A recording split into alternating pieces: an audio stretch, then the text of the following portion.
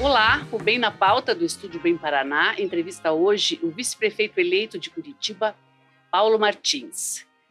É do PL, Paulo Martins é jornalista de formação, trabalhou bastante tempo como comentarista político, já foi deputado federal, foi assessor especial do governador Ratinho Júnior e, além de ter sido eleito vice-prefeito, acaba de ser indicado como secretário de Desenvolvimento Econômico da gestão do Eduardo Pimentel em Curitiba, que começa em janeiro. Eu sou a jornalista Marta Feldens e vou conduzir essa entrevista. A coordenação do estúdio é da Josiane Ritz e a operação técnica do Evandro Soares. Paulo Martins, seja bem-vindo ao Estúdio Bem Paraná. Olá, Marta. É um prazer estar com vocês e a gente poder ter essa conversa. Paulo, seu nome acaba de ser definido pelo prefeito eleito, Eduardo Pimentel, como secretário de Desenvolvimento Econômico. O que você vai fazer nessa pasta? Era algo que você tinha em mente? Como que você vê essa sua indicação? Sim, para mim é bastante natural. Esse é um assunto, é um campo onde eu sempre trabalhei sendo observador ou estudioso ou como legislador, sempre tentando tirar as amarras do Estado, minha visão liberal sobre o funcionamento da economia. Então, é um assunto que eu sempre gostei de estudar e isso foi me aproximando também do empresariado, sempre entendi as suas demandas, ouvi, trabalhamos em parceria, reforma trabalhista, uma série de coisas. Então, é um campo natural para mim. Essa pasta não existia na prefeitura, ela não existe hoje, ela será criada. Existem na prefeitura várias iniciativas e várias instâncias que lidam com esse tema. A Agência Curitiba. Todas vão ficar sob o guarda-chuva dessa secretaria? Elas não ficam, elas ficam mantidas como elas estão, mas você tem uma secretaria agora que trabalha articulando elas. É esse o nosso objetivo, né? E eu estou feliz com isso. Acho que vai ser legal. Eu acredito realmente que há o que ser feito.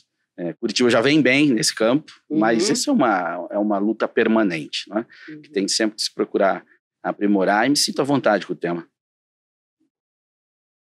Quando a eleição terminou e a chapa de vocês foi vencedora, você falou que particularmente para você foi um processo doloroso nessa eleição, que houve uma disputa no mesmo campo político. Você pode contar um pouco agora o que você passou e como é que foi esse processo doloroso? Sim. Veja, nesse renascimento da direita política no Brasil, que ficou um tempo que não existia. Sim. Existia uma coisa que se chamava de direita, mas não era uma direita. Era uma centro-esquerda, social-democrata e tal, uma direita propriamente não havia. Eu fui um dos pioneiros nessa retomada, então ajudei a criar muita coisa, muita gente cresceu depois declaradamente inspirado até no meu trabalho inicial e tal. Então são pessoas que eu acabo conhecendo quase que o ecossistema inteiro, né? E aqui o quadro ele se desenhou da forma com que o segundo turno fosse disputado por duas candidaturas no mesmo campo. Só que uma candidatura se posicionava como a direita pura, a direita mais à direita, não é? E a militância, ela está sempre 2 tons acima da política real. Sempre que se coloca uma candidatura, uma opção que se diz mais ligada ao polo, ele tende a atrair a militância, né? A militância busca o ideal, ela é idealizada, ela costuma ignorar certos aspectos da realidade até. Então, essa é uma militância que me respeitava muito, ela passa a me acusar. Por que você não está lá? Por que você não está lá no polo? Traidor e tal, coisas assim, né? Você vivenciou isso? Vivenciei bastante. Muitos amigos, de fato, na política e na vida, muito pressionados por essa realidade do like, de ter que se posicionar sobre tudo, fazendo campanha para adversário, campanha contra mim. Eles têm todo o direito de fazer, está tudo bem, eu respeito o adversário também, isso não é a questão. Mas não é tão simples você ver pessoas que você caminhou junto estarem do outro lado. E nem estou fazendo o julgamento deles, se estão errados ou não. Eles têm lá a sua coerência também. Mas não é fácil.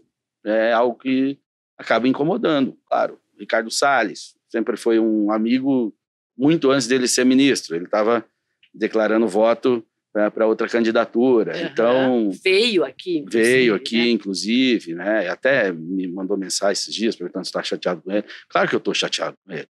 Eu seria um cara normal se eu não estivesse. Não quer dizer que ele não vai continuar a ser meu amigo e nós não vamos conversar, mas é um processo que não é o ideal. Você tem que lidar, mas vai lidando resiliência também. No fim das contas, quando acaba, você fala, pô, foi uma experiência difícil, forte, mas se passei, então eu saio mais forte disso também. E como um representante do PL nessa chapa, você ficou ressentido com o Bolsonaro também por não ter vindo, por ter feito algumas sinalizações para a Cristina?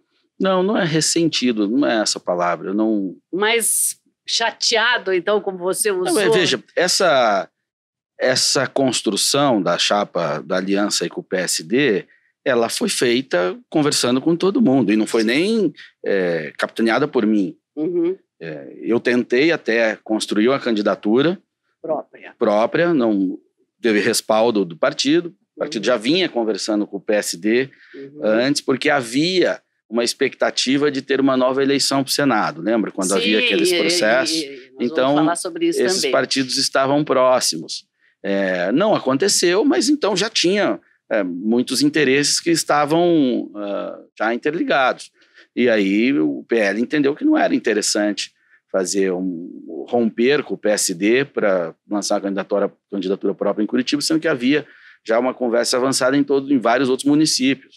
Londrina, enfim, Guarapuava, um monte de coisas, né? E o partido tem deputados federais, tem várias instâncias de poder aí. Então você não constrói assim, sou candidato.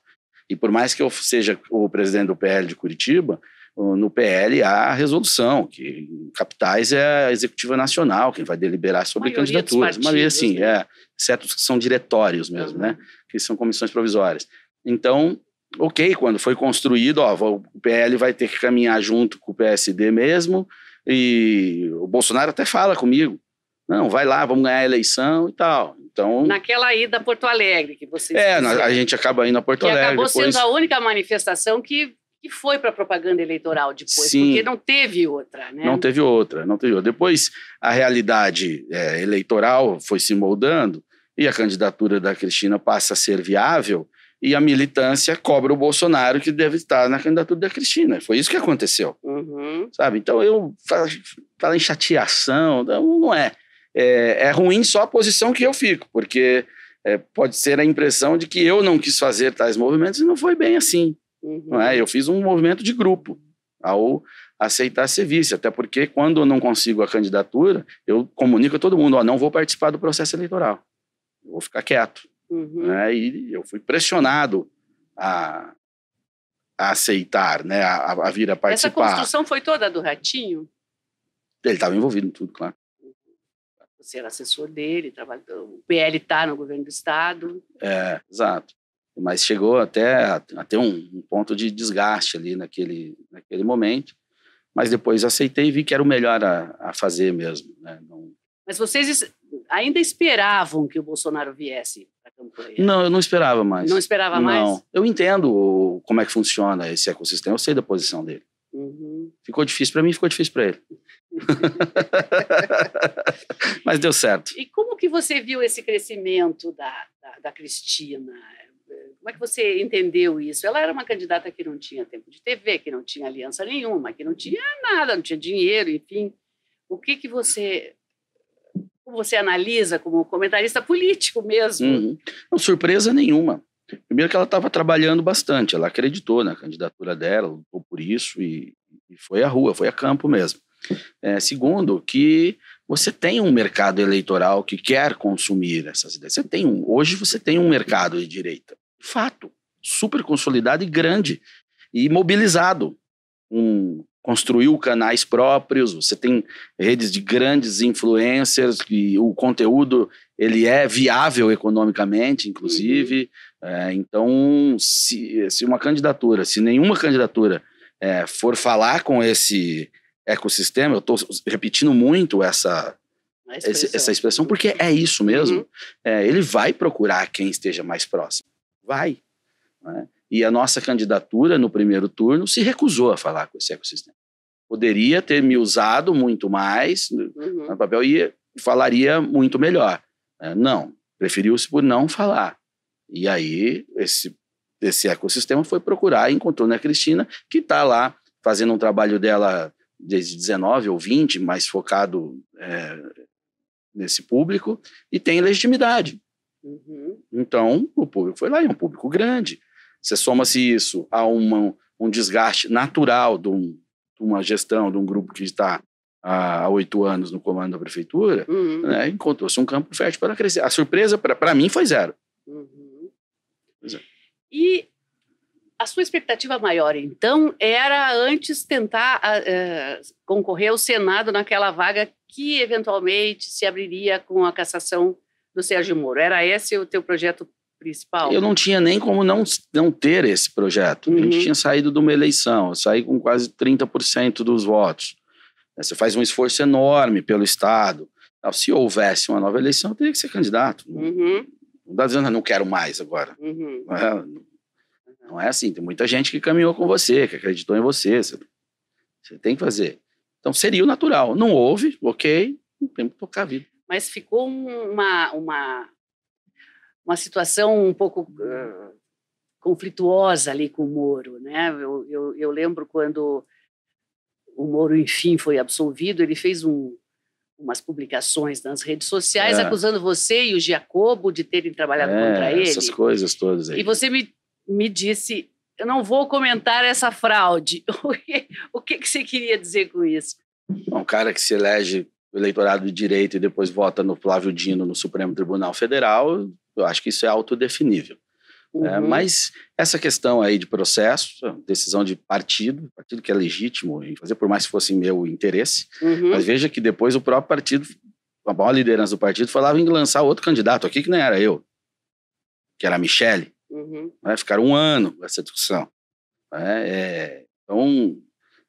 E eu nunca fiz desse processo um cavalo de batalha. Tratei como uma questão jurídica. Tá lá, e ponto. Não faço isso. Até nem em outros processos que eu já figurei como parte ou como proponente, eu nunca fiz disso cavalo de batalha público. Eu acho que não é por aí. Ele quis fazer, beleza, opção dele, segue a vida dele. Bom, falando um pouquinho aqui da campanha, num primeiro momento da campanha, você ficou realmente de fora, até da propaganda, e até o candidato teve que refazer peças publicitárias, que o seu nome não aparecia e tal. Você chegou a sentir que não era bem-vindo no grupo? Sim, havia um constrangimento. Sentiu isso? E isso se resolveu como? Você tem que ser paciente. Muitas vezes as pessoas que te rejeitam, elas te prejulgam sem te conhecer. O Paulo é da direita, a direita é autoritária, não sei o que, todos esses monstros que tem aí, logo não serve. Não deve estar conosco. Não deve estar conosco, devia estar. Tem muito disso, acho que são vários componentes aí. Aí teve um episódio de um desgaste pessoal entre eu e o Rafael Greca, na campanha de 22. Tinha um acordo, ele foi pro outro lado, eu o critiquei. É natural. Mas eu não tirei dali, não fiz daquilo um elemento de meu inimigo, nunca ataquei ele, eu fiz uma crítica sobre aquilo, ponto. Fui um cara que ajudou na gestão dele, antes daqueles episódios. Como deputado, muito, ele sabe disso, e segue a vida, né, sem problema nenhum. Mas havia ali no grupo mesmo, a deputada Márcia Sulak chegou a me dizer isso, que ela faria campanha desde que não tivesse que ir a eventos com você, porque você tinha sido muito crítico durante a pandemia do trabalho, e ela era secretária da Saúde. Esse mal-estar está resolvido ou vocês nem têm proximidade? Não, ela faz o trabalho dela, eu faço o meu. Durante a campanha estive com ela em alguns eventos, fui muito gentil com ela, fiz questão, ela nem tanto comigo. Ok, eu entendo. Não precisa ser minha amiga. Ela tem as amigas dela, eu tenho os meus. Na pandemia, eu trabalhava na Jovem Pan e eu não fui duro com ela, não. Acho que a Jovem Pan, em regra, acho que sim.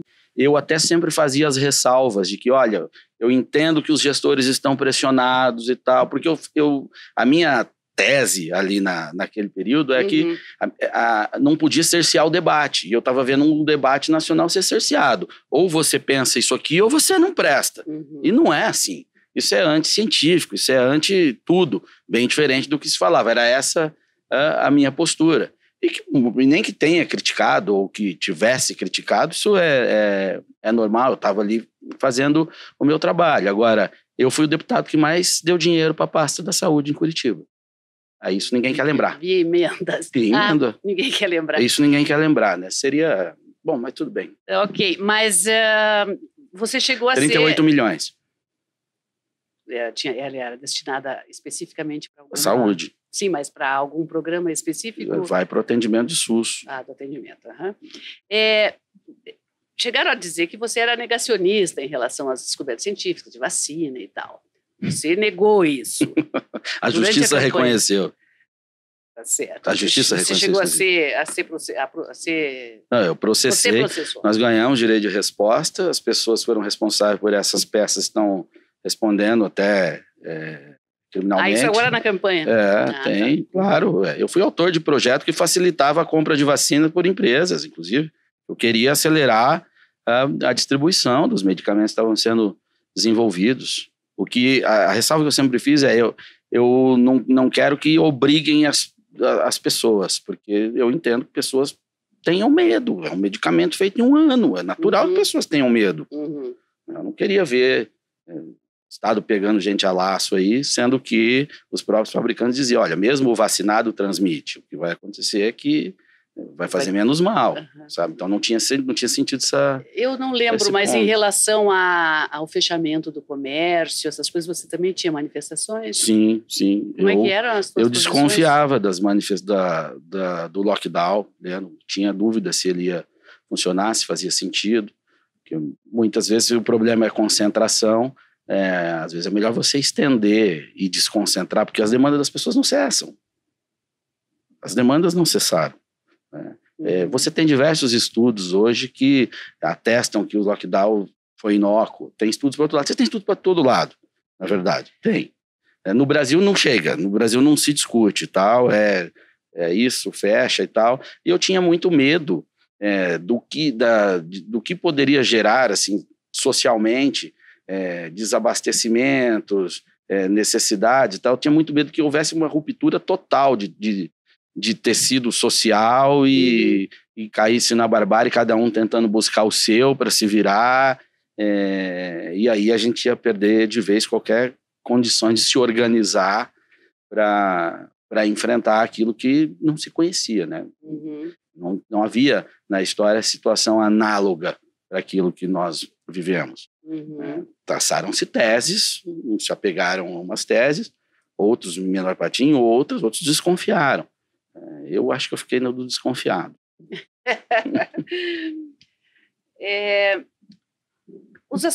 Essas diferenças em relação ao GRECA e ao grupo estão todas dirimidas hoje? Da minha parte, sim. Eu não me pauto a vida por isso, não. Eu acho que tão pequeno, sabe? Tão pequeno. Tem tanta coisa legal para a gente pensar. Tanto desafio grande que Curitiba precisa. Eu não vou ficar... que o GRECA não gosta de mim, que não sei o quê e tal. Não gosta. Segue. Eu não vou deixar de existir por isso. Tem um trabalho anterior, eu vou continuar trabalhando. Ele também tem a história dele. Ou ele ou qualquer pessoa do grupo. Tá? E a gente tem que conviver. Como é que vai ser a formação ainda da equipe? O PL espera mais pastas? Estamos conversando, né? É possível que o PL venha a ter mais espaço, mas o diálogo com o Eduardo está muito bom. Ele está sendo de uma condução muito leve, muito aberta, não tem tratado de forma aqui é meu, aqui não, muito longe disso, assim. Está sendo muito hábil Mas vai fazer o governo dele. Estou muito satisfeito. Vai fazer o governo dele, com certeza. Esse anúncio de secretariado que ele fez agora demonstra claramente isso. Ele é uma sequência, mas é o outro prefeito. Ele e o Rafael não são pessoas iguais. Eles pensam diferente, têm história de vida diferente, trabalharam juntos. Agora é a vez dele ser o capitão do navio. E ele vai mexer as peças dele e ele tem que fazer isso mesmo. Ele está correto. Né? Ele tem que afirmar o exercício de liderança. Né? Porque a gestão pública, a gente fala em gestão, você imagina alguém olhando uma planilha, vendo lá a técnica lá. Não é só isso. Ela é um processo, sobretudo, de liderança. Você lidera um grupo técnico para uma direção. Você faz com que um grupo técnico acredite numa direção e aí a máquina move em favor das suas teses, senão você não consegue. Então, ele precisa fazer E você acha que ele tem esse perfil assim, de liderança, de direcionamento? Tem, está mostrando isso. Ele foi uma personalidade, um vice mais discreto. Ele foi atuante, muito atuante. Ele foi secretário de obras. Sim. Depois secretário da CECID aí do governo, que é a secretaria mais forte do governo estadual. Ele era um cara discreto, mas atuante. O pessoal acha que o vice... Esse é um vice que atua, o cara que está fazendo um monte de confusão, polêmica desnecessária e tal. Não, ele não fez isso. O Rafael é uma figura pública muito grande, ele até um tanto folclórico, ele da paisagem de Curitiba. E acaba trazendo os holofotes todos para ele. O Eduardo respeitou isso. Ele foi muito resiliente, muito equilibrado. Ele foi um Maico Maciel, quase. Gostei da lembrança. E hoje é a vez dele. Ele tá... Isso tudo deu maturidade para ele, deu condição. Estou muito feliz com as decisões que ele está tomando, com a forma como ele está conduzido, assim, de verdade. Você é um jornalista que sempre deu opinião e tem muitos seguidores nas redes sociais. Eu vi 710 mil no X, 333 mil no Instagram, mas sempre com foco assim, muito em oposição ao governo Lula. Mesmo durante a campanha eleitoral, era pouca coisa regional aqui. Isso pode mudar um pouco agora com a sua atuação municipal? Não muda o que eu penso. Não, eu sei, mas assim, o seu foco, vamos dizer. Claro, né? Aí eu tenho que comunicar um trabalho na gestão, né? Aí o papel dos meus canais pessoais, ele fica outro. Ali sempre era uma espécie de serviço de informação e minha opinião, posição como parlamentar. Agora não, eu tenho uma responsabilidade de gestão. Estamos fazendo isso, faremos aquilo. Temos que responder a isso. Então, será diferente, certamente. Não vou perder... Você não teme perder seguidores no sentido de que muita gente entre os teus seguidores é de fora, é do resto do país? A internet é disso, né? Você não tem limites físicos, né? As pessoas vêm... o meu ainda, proporcionalmente, é bem mais alto no Paraná. Mas, assim, a maioria acaba não sendo normal. Sim, somando, né? Chega-se ali. Mas não é... Não que eu não respeite os seguidores, não queira, mas a minha responsabilidade não é ganhar ou perder seguidores. A minha responsabilidade é entregar o que Curitiba precisa. O que o cara que paga imposto e quer uma vida boa aqui, ele precisa. Essa é a minha preocupação. Se isso vai me dar ou não seguidores, é uma preocupação secundária. Tenho muita honra por cada um que chega nas minhas redes sociais, mas o objetivo aqui é o outro. Tá? Se vai funcionar como comunicação, é a forma de como eu vou comunicar. As pessoas gostam também de admirar um bom trabalho. Eu posso capitanear com isso também e, de repente, ter mais seguidores.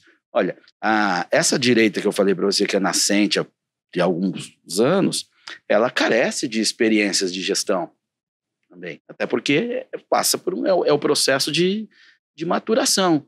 Começou com alguns opinadores, depois se torna candidato e vai para o legislativo, e agora está na fase de ir para o executivo. Aqueles que já estão um pouco mais maduros, né? E que vão sobrevivendo ao processo, né? Porque a caminhada política é essa. No fim, é quem sobrevive. Chega quem sobrevive.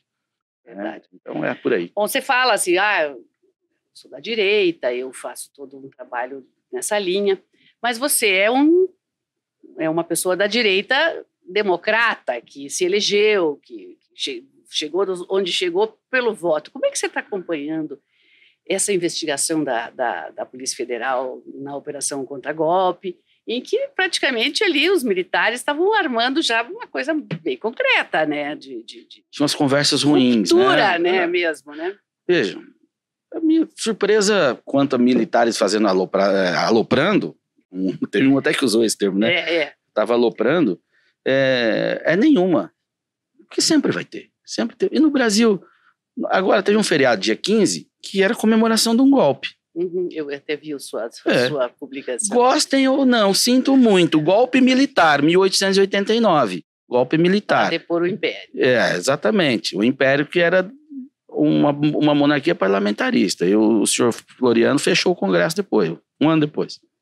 Né? Está todo mundo comemorando. Então, vamos fazer uma crítica mais ampla aqui do negócio. Eu não gosto disso, eu não quero isso. Aliás, corro e assumo os riscos de ser ridicularizado ao fazer essa análise. Não tenho problema nenhum com isso, porque é uma análise correta. Eu sou um conservador de fato, eu não quero revoluções. Não dão certo. Não contem comigo para esse tipo de pataquada. De forma nenhuma. Sempre termina mal, é ruim, porque artificializa o processo e rompe o processo histórico natural, onde a sociedade vai, nas suas tensões, se moldando. E o final é sempre ruim. O Brasil está 100 anos instável. Está 100 anos instável. O maior período de estabilidade foi o segundo reinado. Isso é dado histórico. Deu dado histórico. Tive lá problema, mas era. Com seus problemas, país de informação. Depois nós estamos aqui, a ditadura florianista, depois ditadura Vargas, depois a militar, e agora nós estamos discutindo golpe de novo. Não está dando, tá ruim, né? Não é muito bom. Mas eu não vi, por isso que eu te fiz essa pergunta, porque eu não vi nenhuma manifestação sua defendendo como outros da direita estão defendendo, e dizendo que não houve, que isso, que aquilo. Você entende que de fato houve. Não, tinha gente conversando sobre isso, tá ali, né? Você tem diálogos lá. Vou falar que não tem. A minha dúvida é em que grau isso estava, com quem estava envolvido. O ex-presidente, por exemplo. Eu acredito que não. Você acha que não? Eu não li ainda o relatório, ele foi publicado hoje, né? Ontem, eu acho que eles liberaram a íntegra. Eu acho que hoje cedo de manhã. Hoje ou ontem.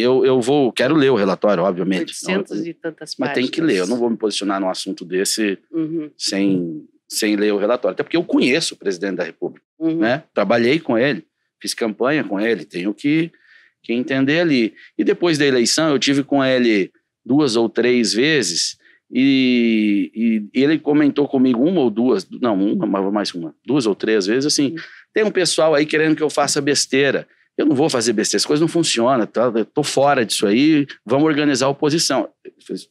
Tô te dando um testemunho, tá? Ele pode ter mentido para mim? Sei, pode, mas eu tenho que acreditar, é o que eu tenho, é o que eu tenho. E eu entendi, como tem um pessoal aí, eu tava entendendo que era o pessoal de WhatsApp e tal, eu não imaginou uma coisa organizada. O general lá e tal. Eu lidei com vários militares nesse período, né? Tinha militares no governo, ajudei o exército com emendas também, essas coisas assim. E eu não via qualquer